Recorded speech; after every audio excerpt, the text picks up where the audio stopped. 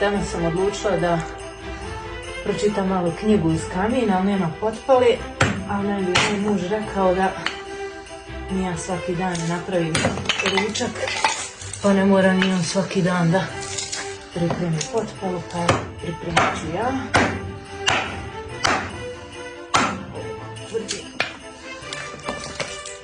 Koliko ima, biće ovo dosta, mogu složiti.